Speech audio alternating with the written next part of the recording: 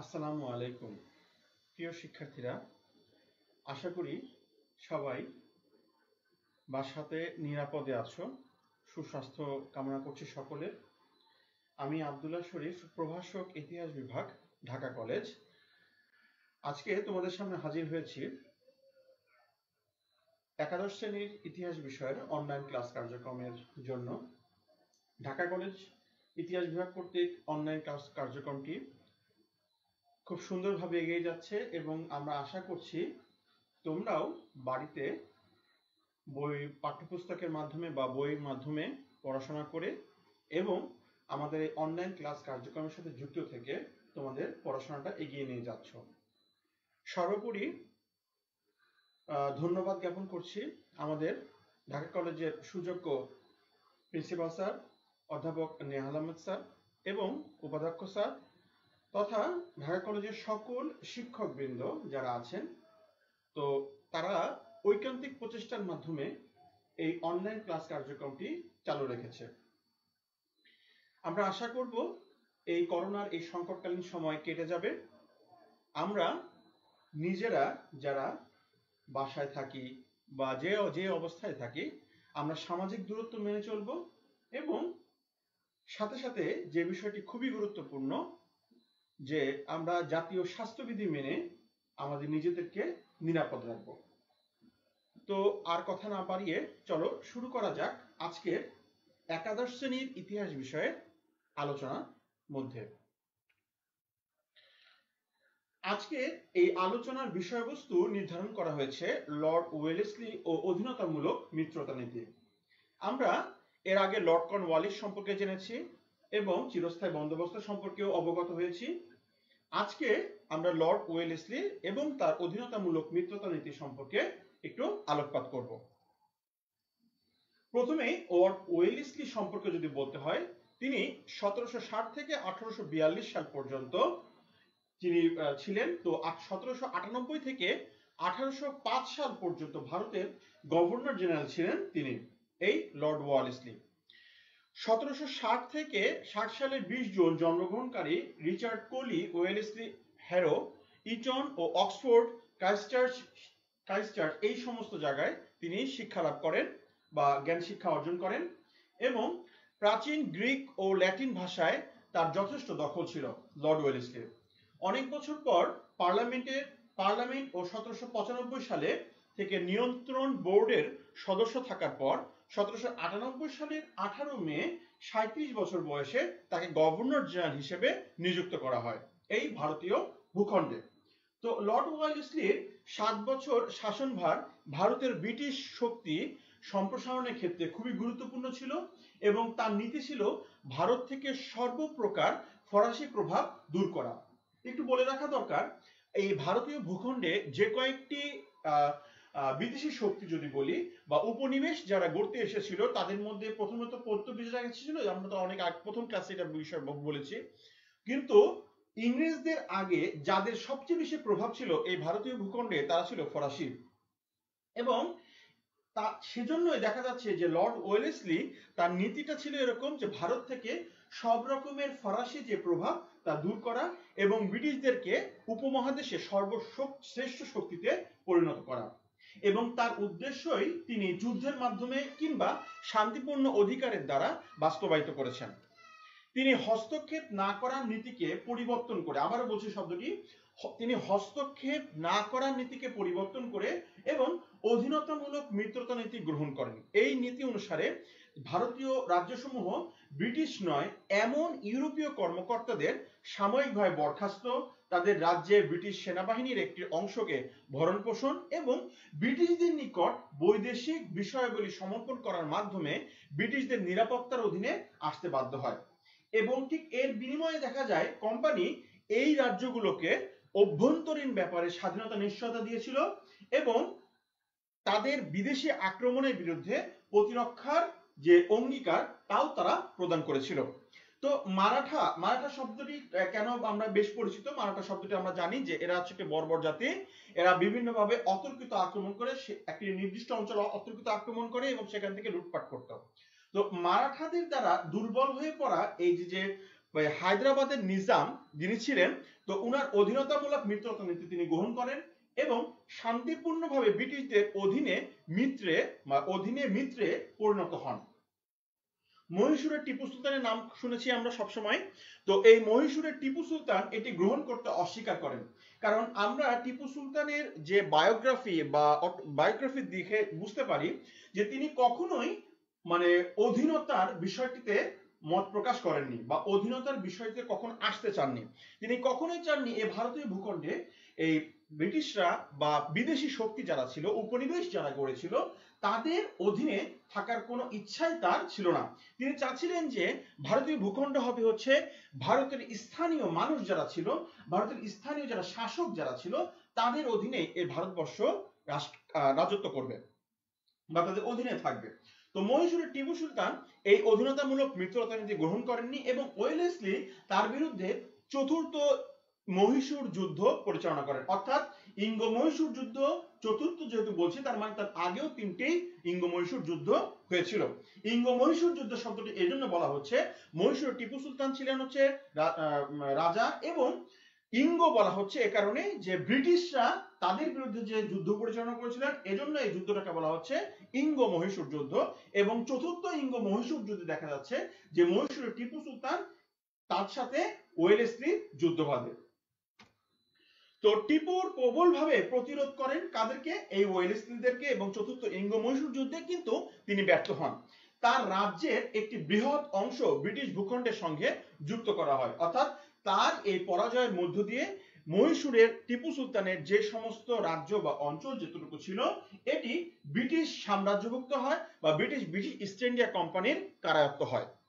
হায়দার আলী যে কিনা ছিল হচ্ছে খুবই পরিচিত, হায়দার আলী মহীশূরের যে পুরাতন রাজ পরিবারকে উৎখাত করেছিলেন, সেই রাজবংশের এক সন্তানকে অধীনতামূলক মিত্রতার প্রচলিত শর্ত অনুযায়ী এবং ওয়েলেসলি নিজ হেফাজতে আনেন। তো ওয়েলেসলি উপলব্ধি করেন যে মারাঠাগণ যতদিন অধীনতার আওতায় না আসবে, ততদিন ভারতের ব্রিটিশরা সর্বোচ্চ অবস্থান সুসংহত হবে না বা করতে পারবে না।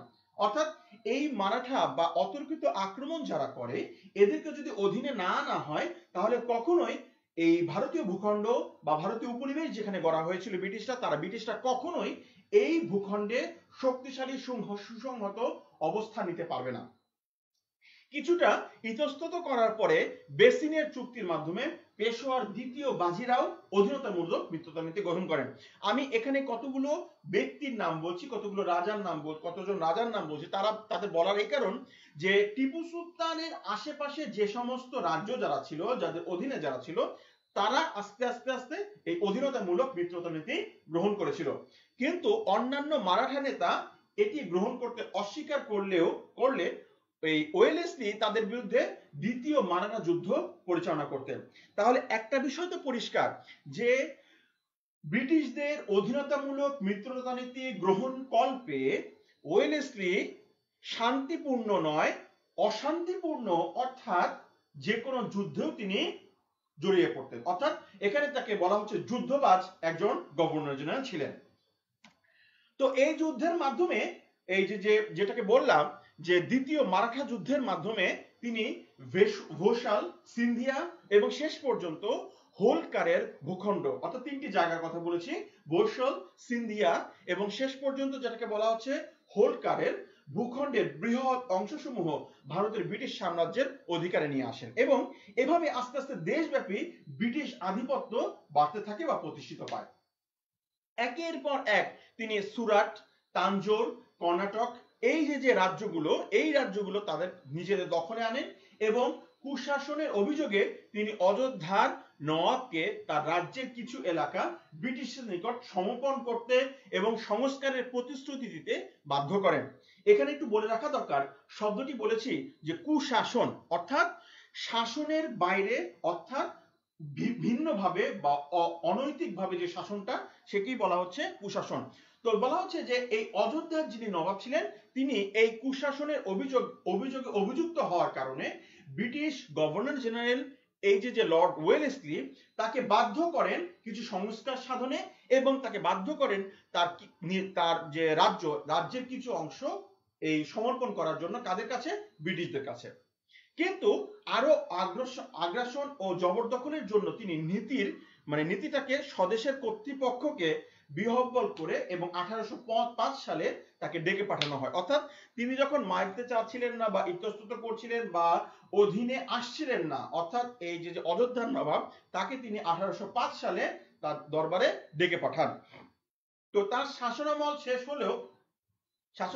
হলে ওয়েলেসলি ব্রিটিশদেরকে ভারতের পুরোদস্তুভাবে সর্বোচ্চ শক্তি হিসেবে রেখে যান। অর্থাৎ ওয়েলেসলি চেষ্টা করেছেন যে ব্রিটিশদেরকে এই টোটাল ভারতীয় ভূখণ্ডে একটি শক্তিশালী এবং সুসংহত অবস্থায় রেখে যাওয়া। এবার আসি, একটু বলা যাক যে প্রশাসনিক দিক থেকে তার কেমন কারিশমা ছিল। তিনি একজন ভালো প্রশাসক ছিলেন। তিনি অসামরিক কর্মকর্তাদের প্রশিক্ষণ দিতে ফোর্ট উইলিয়াম কলেজ প্রতিষ্ঠা করেন। এখানে একটু বলে রাখা দরকার যে ভারতীয় ভূখণ্ডে অর্থাৎ ভারতীয় উপমহাদেশে যে সমস্ত শিক্ষা প্রতিষ্ঠান বলি বা যে সমস্ত ট্রেনিং সেন্টার বলি, এগুলো যে গড়ে উঠেছিল, কাদের হাত ধরে গড়ে উঠেছিল? অবশ্যই মানতে হবে এটা গড়ে উঠেছিল হচ্ছে ব্রিটিশ যারা হত্যাকর্তা ছিল, ব্রিটিশ যারা গভর্নর জেনারেল ছিল, ব্রিটিশ যারা ভাইসরয় ছিল, তাদের হাত ধরে মূলত এই সমস্ত শিক্ষা প্রতিষ্ঠান, ট্রেনিং সেন্টার, বিভিন্ন আধুনিক যে শিক্ষার বা পাশ্চাত্য শিক্ষার প্রসার এদের মাধ্যমে হয়েছিল। তো দেখা যাচ্ছে এগুলা কেন প্রথমে তৈরি করা হয়েছে? এগুলা প্রথমে এস্টাবলিশ করা হয়েছিল এই কারণে যে সমস্ত ব্রিটিশ যেটাকে বলতে পারি যে রাজকর্মচারী যারা ছিল, তাদেরকে প্রশিক্ষণ প্রদানের জন্য এই ভূখণ্ডে অর্থাৎ ভারতীয় ভূখণ্ডে একটি প্রতিষ্ঠানের মাধ্যমে গড়ার মাধ্যমে তাদেরকে শিক্ষা দেওয়া হতো বা তাদের প্রশিক্ষণের ব্যবস্থা করা হতো। তো এই কলেজটি পরে ভারতীয় ভাষাসমূহ, বিশেষ করে উর্দু, সংস্কৃত ও ফার্সিতে রচিত সাহিত্যকর্মের জন্য বিখ্যাত হয়। তিনি রবিবারকে সাপ্তাহিক সরকারি ছুটি হিসেবে প্রথম ঘোষণা করেন। অর্থাৎ আমরা একটা সময় আমাদের এই দেশে অনেক সময় দেখেছি রবিবারকে সাপ্তাহিক ছুটি করা হয়েছিল। এইটা কাদের কাছ থেকে এসেছিল? এটা মূলত এসেছিল হচ্ছে এই ব্রিটিশরা যখন তৈরি করে, তাদের দেশে যেরকম সিস্টেমটা ছিল সেই কারণে দেখা যাচ্ছে যে রবিবারকে সাপ্তাহিক সরকারি ছুটি ঘোষণা করা হয়। অবসর গ্রহণের পরে ভারতে তার আগ্রাসনমূলক নীতির যে বিশেষায়িত বিশেষ করে অযোধ্যায় তিনি যে নীতি অবলম্বন করেছিলেন, এজন্য তিনি সমালোচিত হন এবং 1842 সালে 26 সেপ্টেম্বর ওয়েলেসলি মৃত্যুবরণ করেন।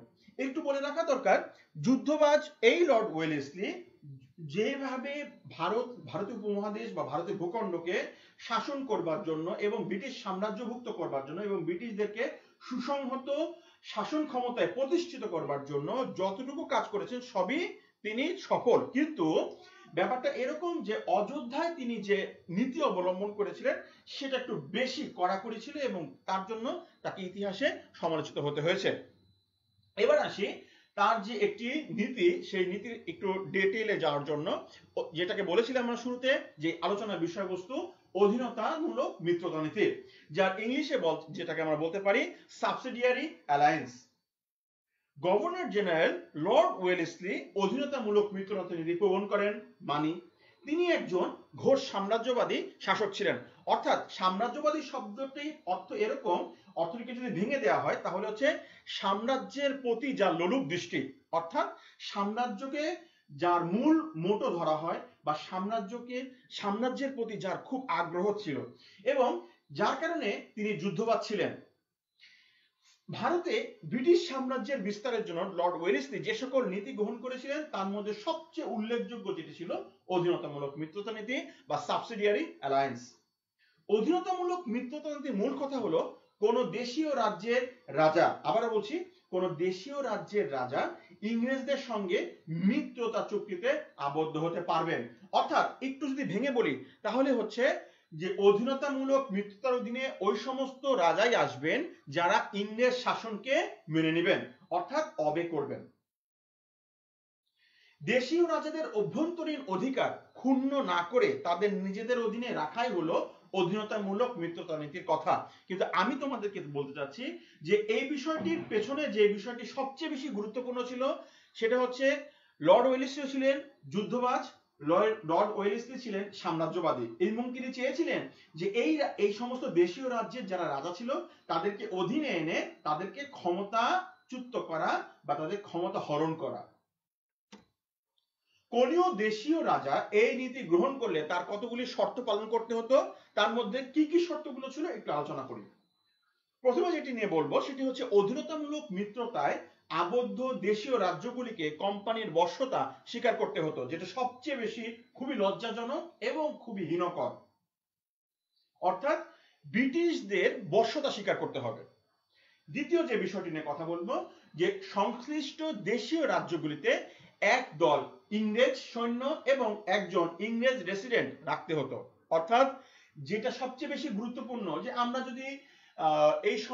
যদি আমাদের যে ইতিহাস যেটাকে যদি আমরা 6 দফা বলি বা যেটাকে আমরা বলি যে মুক্তির সনদ, বাঙালি জাতির মুক্তির সনদ হিসেবে 6 দফাকে বলা হয়। তো ওখানে কিন্তু এরকম ছিল যে প্যারামিলিশিয়া বাহিনী গঠন।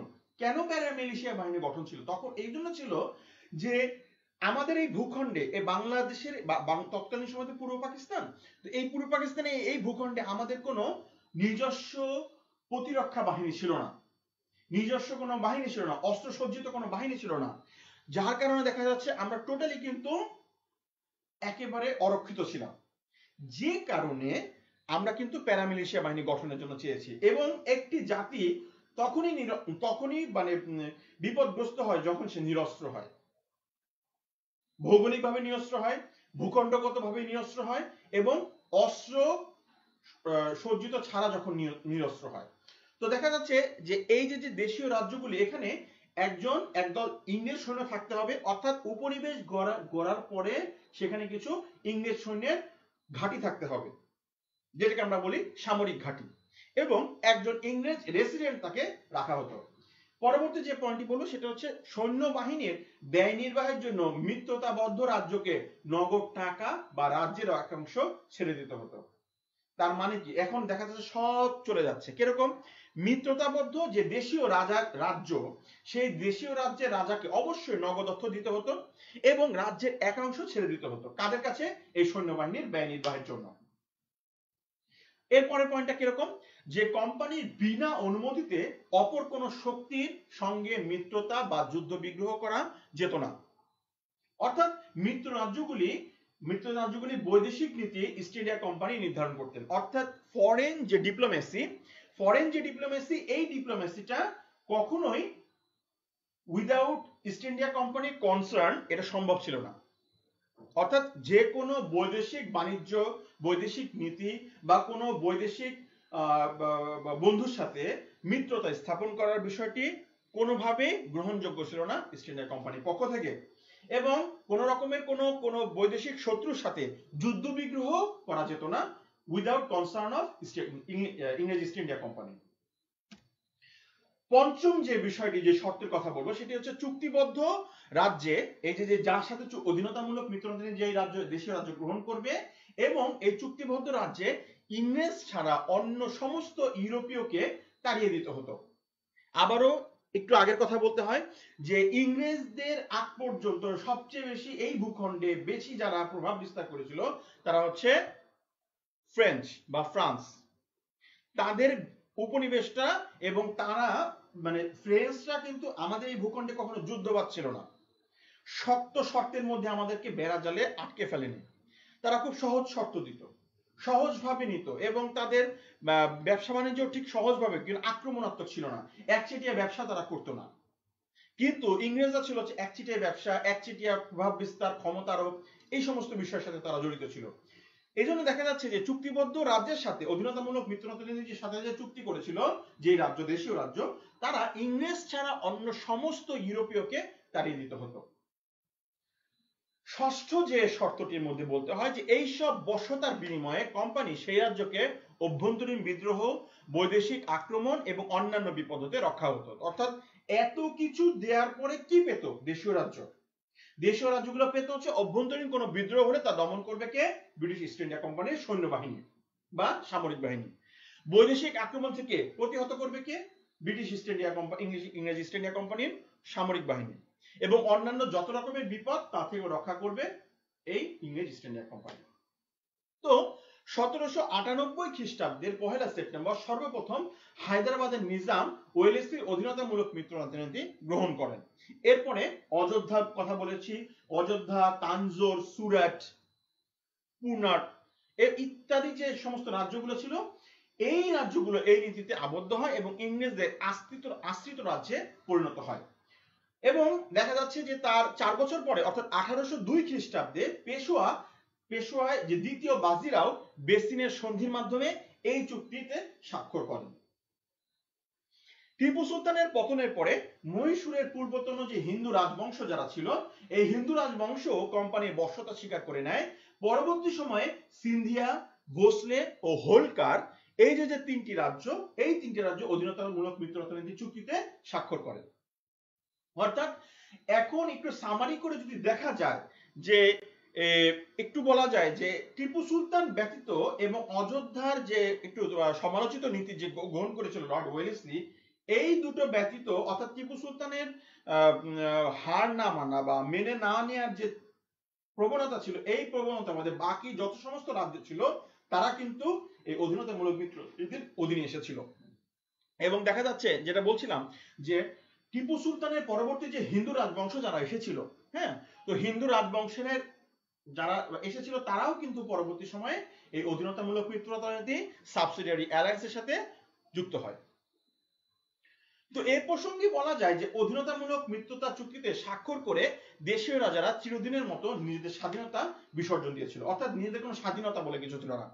স্বাভাবিকভাবে একটু যদি চিন্তা করে থাকি, একটু দেখলে বুঝতে পারবে, সেটা হচ্ছে যে যেই দেশীয় রাজ্য বৈদেশিক নীতি গ্রহণ করতে পারবে না, যেই দেশীয় রাজ্য বৈদেশিক কোনো যুদ্ধ বিগ্রহে অংশগ্রহণ করতে পারবে না, যে বৈদেশিক রাজ্য কোন রকমের কোনো স্বাধীনতামূলক কথাবার্তা বলতে পারবে না, এবং যেই দেশীয় রাজ্যের একটি নির্দিষ্ট অংশ এই ইংরেজ ইস্ট ইন্ডিয়া কোম্পানিকে ছেড়ে দিতে হবে, যেই দেশীয় রাজ্যের রাজাকে এই ইস্ট ইন্ডিয়া কোম্পানির সামরিক ব্যয় নির্বাহের জন্য একটা মোটা অঙ্কের অর্থ বরাদ্দ করতে হবে, তাহলে দেখা যাচ্ছে কি যে সমস্ত সবকিছু কি দিয়ে দিল, যার কারণে দেখা যাচ্ছে এই দেশীয় রাজ্যগুলো তাদের নিজেদের যে স্বাধীনতা তা বিসর্জন দিয়েছিল। লর্ড ওয়েলেসলির রাজত্বকালে ইংরেজ কোম্পানি সরাসরি যুদ্ধের মাধ্যমে দাক্ষিণাত্যের মহীশূরের রাজ্য জয় করে। এছাড়া এই সময়কালে অধীনতামূলক মৃত্যুদণ্ডের মাধ্যমে একে একে হায়দ্রাবাদের নিজাম রাজ্য এবং অযোধ্যা, সুরাট, পুনে, যেটাকে আমরা পুনে বলি, পুনে বা পুনা, সিন্ধিয়া, ভোসলে, হোলকার, এই সমস্ত রাজ্য এবং কূটনৈতিকের মাধ্যমে যেটাকে বলছি বা কূটনৈতিক ছলনার মাধ্যমে তানজোর, সুরাট ও কর্ণাটক রাজ্য কোম্পানির হস্তগত হয়। এভাবে আস্তে আস্তে বলতে হয় যে লর্ড ওয়েলেসলি যে যুদ্ধবাজ ছিল, যে সাম্রাজ্যবাদী শাসক ছিল, তিনি এক প্রকারে যদি বলি যে ব্রিটিশ ইস্ট ইন্ডিয়া কোম্পানির যদি যে কয়েকজন সফল গভর্নর জেনারেল ছিলেন তাদের দৃষ্টিতে তার মধ্যে Lord Wellesley one of them. এবং এটা তো স্বীকার্য যে তার এই অধীনতামূলক মৃত্যুদণ্ডের অধীনে সমস্ত ভারতীয় ভূখণ্ডের রাজ্যগুলো তাদের কারায়ত্ত হয়, অর্থাৎ ব্রিটিশ ইস্ট ইন্ডিয়া কোম্পানির হস্তগত হয়। তো এই ছিল মূলত আজকের আমাদের আলোচনা। আমরা আজকে যে শিক্ষণ ফলটি সম্পর্কে বলতে পারি যে আমরা আজকে জেনেছি Lord Wellesley, British east India কোম্পানির গভর্নর জেনারেল লর্ড ওয়েলেসলি সম্পর্কে জানতে পেরেছি, তার শুরু থেকে আদ্যপান্ত পর্যন্ত, এবং তার যতগুলো নীতি তিনি গ্রহণ করেছিলেন তার মধ্যে সবচেয়ে বেশি যেটি আলোচিত হয়েছে, সবচেয়ে বেশি যেটি ব্রিটিশ সাম্রাজ্যের কাছে প্রশংসিত হয়েছে, সেটি ছিল অধীনতামূলক মিত্রতানীতি বা সাবসিডিয়ারি অ্যালায়েন্স। তো এই অধীনতামূলক মৃত্যুদণ্ডের সম্পর্কেও জানতে পেরেছি। তো একটা বিষয় তো পরিষ্কার যে লর্ড ওয়েলেসলি যুদ্ধবাজ বা সাম্রাজ্যবাদী যাই হোক না কেন, তিনি ভারতীয় ভূখণ্ডে ইংরেজ ইস্ট ইন্ডিয়া কোম্পানির যে সমস্ত গভর্নর জেনারেল ছিলেন তাদের মধ্যে অন্যতম, এবং ইতিহাস তাকে মনে রেখেছে। তো সকলকে অসংখ্য ধন্যবাদ। আবারও একটি এই সংকটকালীন সময়ের কিছু বিষয় না জানালেই নয়, সেটি হচ্ছে আমরা সবাই আসো একটু নিরাপদে থাকি, এবং বাসায় যারা বয়োজ্যেষ্ঠ আছে এবং যারা তোমাদের বয়সের ছোটরা যারা আছে তাদের প্রতি একটু নজর দিতে হবে, এবং সবচেয়ে বেশি ইম্পর্টেন্ট বিষয় যেটা সেটা হচ্ছে যে নিজেকে সুস্থ থাকতে হবে। যদি নিজে সুস্থ থাকা যায় তাহলে কিন্তু এদের সম্পর্কে সচেতন থাকা যায়, এবং সবচেয়ে আশঙ্কার যে বিষয়টি, যে সামনের 1.5 থেকে 2 মাস এই আমাদের দেশটা সবসময় এই সময়টাতে শীত থাকে। তো এই শীতের সময়টা যেহেতু করোনার জন্য খুবই করোনাকে সাপোর্ট করে, তো আমাদের উচিত মানে একটু সচেতন থাকা, যে যার অবস্থান থেকে একটু নিরাপদে থাকি, সামাজিক দূরত্ব মেনে চলি এবং জাতীয় স্বাস্থ্যবিধি মেনে চলি। আমরাই পারি আমাদের পরিবারকে সুস্থ রাখতে, আমরাই পারি আমাদের এই দেশটাকে সুন্দর সমৃদ্ধ রাখতে। তো আজকে এই পর্যন্তই। আগামী ক্লাসে নতুন আরেকটি বিষয় নিয়ে আমরা আলোচনা করব। সকলেই সবার জন্য দোয়া করব। আমাদের কলেজের প্রধান principal sir, vice principal sir থেকে শুরু করে সকল শিক্ষক, এবং সবচেয়ে যারা এটাও কিন্তু সত্য যে কলেজে কিন্তু আমরা কিন্তু শিক্ষক, কিন্তু এর বাইরেও কিন্তু অনেক কর্মচারী যারা আছে, যারা তোমাদের বিভিন্নভাবে নোটিশ প্রদান, বিভিন্ন সংবাদের মাধ্যমে, বিভিন্ন মানে তথ্য দেওয়ার মাধ্যমে অনেক হেল্প করে থাকে। এদের জন্য তোমরা, অনেকে অসুস্থ আছে, তাদের জন্য সুস্থতার জন্য দোয়া করবে, নিজের জন্য দোয়া করবে, এবং সবার মঙ্গল কামনা করে আজকে এই পর্যন্তই। আসসালামু আলাইকুম।